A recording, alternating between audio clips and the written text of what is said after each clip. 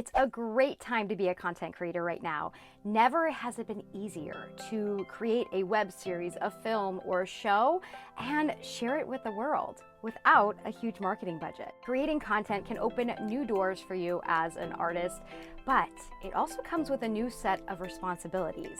You're no longer just wearing your creator hat. You're now wearing the marketer hat and the promoter hat, which does mean you need to know how to use social media and you need to know how to get press. In this video, I'm bringing my dear friend Tammy Lynn from Spotlight PR to help you fix the 3 biggest mistakes she sees content creators making when trying to get press. Give me a like if that sounds exciting. Let's dive right in. So if you're looking to get press for your web series, your short film, or your show, you've got to fix the common mistakes that content creators make every single day. And that's why I have Tammy here with me. Welcome, Tammy. Thank you. Yes, there are some key common mistakes that people often make, and they're easily avoidable. Number one, I think, is that people fail and get off to a rocky start because they don't know when to start, right? Like, that's one of the biggest questions I always get from creators is, when do I actually start, figuring out when to reach out, who to reach out to, all of that. And it's at the beginning, right? That's the biggest part of a press campaign, is that you need to start thinking about it from the very start. And that can start with developing a project, start creating that strategy for press. You want to start early, you want to develop it, you want to figure out where your audience is going to be. Right? Where do they hang out online? Where do they get their news from? Where do they go for reviews? Or where do they go to watch? These are all the things that you need to understand, which will help you when determining what press to reach out to later. There are 2 basic sort of key timelines or timeframes for reaching out to press, and it's important that you understand these. One is during production, right? It's if you have a key cast that you're adding, or you're bringing in a big director if you're not directing yourself, or maybe a producer, or teaming up with a production company, or you get distribution. These are all those announcements that you all love and you want to land in the trades with, right? Because they cover the business side of the business. And that is when you should be reaching out to them, is during that production time as those announcements are being made, because that's when they're going to have the most interest. People often also, if you're crowdfunding, there might be a chance or 2 for you to get some press coverage, typically with hometown or something you have a connection with, but that's also during that production phase. Then the other key time frame to get press is when you're premiering, and it makes the most sense. That's when the public, your audience, fans, followers, that's when they're going to have the most interest in what you're doing, because they can actually watch it.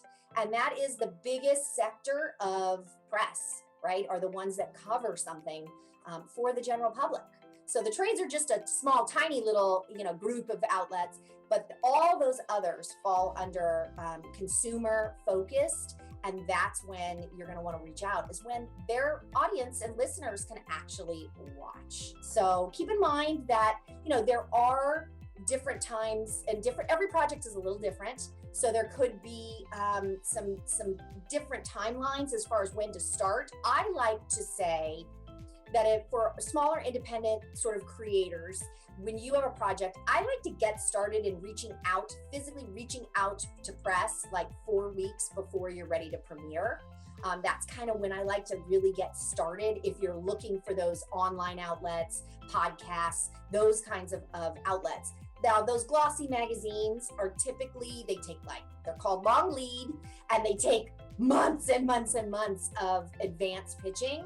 And it's typically at this level, they're not going to have any interest anyway. So don't waste your time. Focus on the ones that are going to have, some interest in what you're putting out. And I would say getting started about 4 weeks in advance of your premiere is when that's going to have the most effect. Does that make sense? Before we get to mistake number 2, hop in the comments below and let us know if you are creating content. Is it a short film? Is it a web series? Is it a one-person show? What kind of content is it? Let us know in the comments. Okay, so the second sort of big mistake that I think a lot of people, or common mistake that I think a lot of people make, is they don't get any bites, right? No interest from reporters because they're not offering up a story to actually hook them, right? You got to grab their attention. And there are lots of different ways to grab their attention. The biggest thing you have to remember, though, is you've got to satisfy their audience. That's what a reporter is truly interested in doing. They're trying to keep their audience or listeners or whatever, viewers or whoever it is, however they serve it up, their readers, they're trying to keep their audience as much as you're trying to gain one too. So in order to do that, they want to be able to satisfy them with the types of stories that they're going to have interest in. So you need to keep that in mind when you're reaching out. Am I putting something out there and am I serving it up in a way that's going to satisfy that reporter's audience? So what you want to look for is you kind of going to need to tailor it to fit different types of outlets. So think about who is their audience, right? Are they, I don't know, if you've got a sci-fi film project, right? Maybe it's a time traveling hero sort of shoot 'em up story, then maybe you're going to want to reach out to some sci-fi outlets. There are plenty of those that cover that type of genre, and they're automatically like a built-in audience potentially for your project because they're already interested in that realm. So you don't have to work so hard to try to convince somebody about what your project is. They already have an idea. They know their audience is probably already going to have a taste and an interest in that. So that's one thing that you can do. Another way to grab their interest is craft human interest angles, right? So I always tell creators, ask yourself, why am I creating this story? Why do I want to tell it, right? Why is it important to me? Maybe it's based on your real life of when you were a young boy coming out of the closet to your sister about being gay. It's that stressful moment, or maybe it wasn't so stressful, but it's a true story that you have an investment in, and there's a reason why you want to tell it. So think in terms of who's my audience that fits that? Well, it's probably other LGBTQ. It's the queer community, right? They're interested in seeing and watching stories that also they can relate to. So make sure to include those outlets who focus on that queer community, or whatever community is the subject matter that relates to your project. Because again, it's all about satisfying their interest, and they'll have it, more than not. Also, I like to think of these as sort of your best bets, are those grassroots stories, right? That's what I call them. And these are ones that you have a connection with, that you have a true tie with.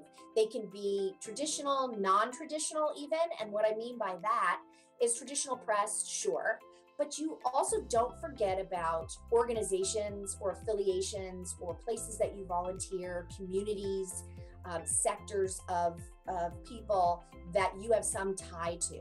Right? These are those grassroots people who, once they find something they love, they will help to champion it because they have a connection with you. So for example, if you have a short film about a teen with autism, right? Make sure that you are including outreach to an organizations, whether they're in your hometown, whether they're in the town you live now, whether they're national organizations, any of those that are focused on helping and learning and educating people about autism. Right? The autistic community, because they're going to, again, go back to having that natural interest with that. And something that might work as well is reach out to them to say, could you send it out to your email list, like in your newsletter? Do they have a website? Maybe they'll post it there. Maybe they'll even host an event for you, which then gives you even more to reach out to local press with, saying, not only have I created this short film to just up the level of autism, or whatever it is of people understanding and learning about it.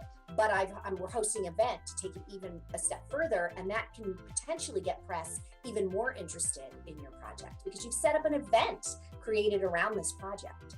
So those are sort of the non-traditional ways that you could also go about trying to gain press attention. There are so many different ways to entice a reporter. So just start thinking again, going back to from the very beginning, when you first start developing that project, what are some of the key sort of ways and key pitch angles, key story ideas that I can craft, and start making a list seriously from the very beginning. Start writing that stuff down, start taking notes, because that'll all be stuff that later you'll have and you'll just be able to refer to it. You do a little bit each time as you go along, and it keeps you all from becoming like a monster on your back, right? Which is what you don't want to do, because then you won't do it.